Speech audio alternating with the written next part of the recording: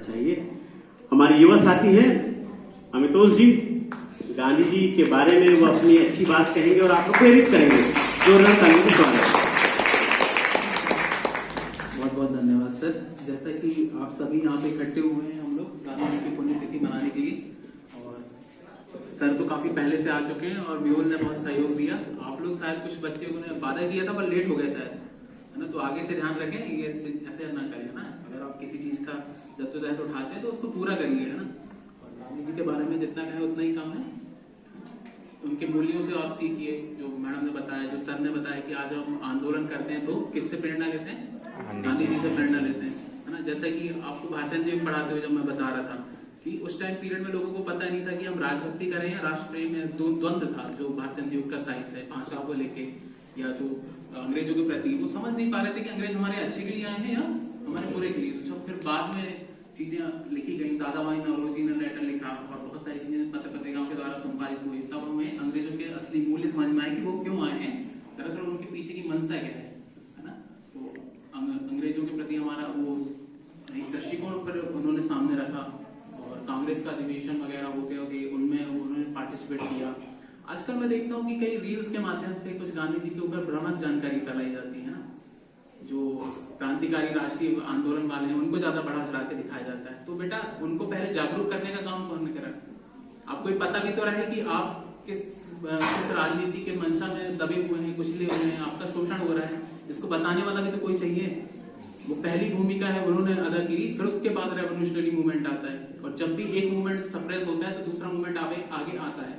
लेकिन पहले हमें जो उनकी प्रेरणादायक चीजों को, उनको तो हमें सम्मान देना चाहिए, और ऐसी रील्स वगैरह और शेयर नहीं करना चाहिए, है ना।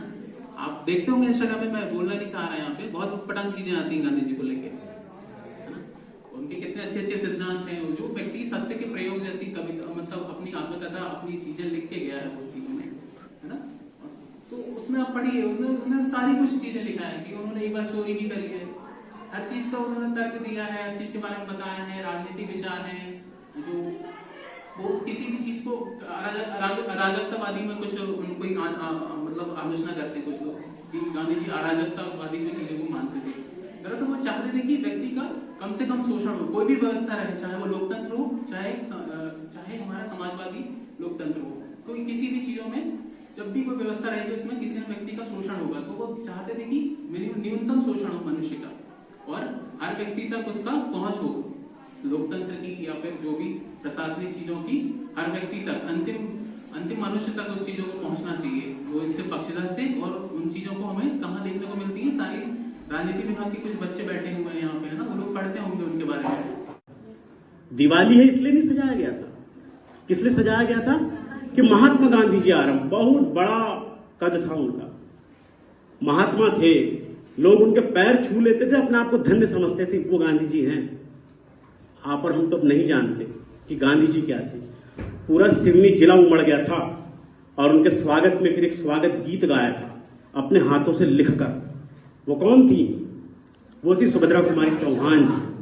रात के 8 बज रहे थे और ये गीत उन्होंने अपने हाथों से लिखकर स्वागत गीत गाया था। मिशन स्कूल के सामने एक कुआं है जहां पे गांधी भवन ऐसा कुछ बन गया है, वहां पहले कुछ भी नहीं था, केवल मिशन स्कूल था बस। न बाउंड्री वॉल थी, न दुकानें थी, अब तो पूरा बाजार बन गया। कल ही मैं अपने विद्यार्थी को बता रहा था, वैश्वीकरण का जमाना है एलपीजी का, एलपीजी ने सब बर्बाद कर दिया। तो गांधी जी आए थे 28 नवंबर 1933 को दूसरी बार। सवाल अच्छा लगा? अच्छा लगा हो तो ताली बजा सकते हैं। चलिए आगे बढ़ूं। चलिए 1915 में ब्रिटिश सरकार, भारत का शासन था अंग्रेजों का, तो ब्रिटिश सरकार ने गांधी जी को एक उपाधि दी थी 1915 में।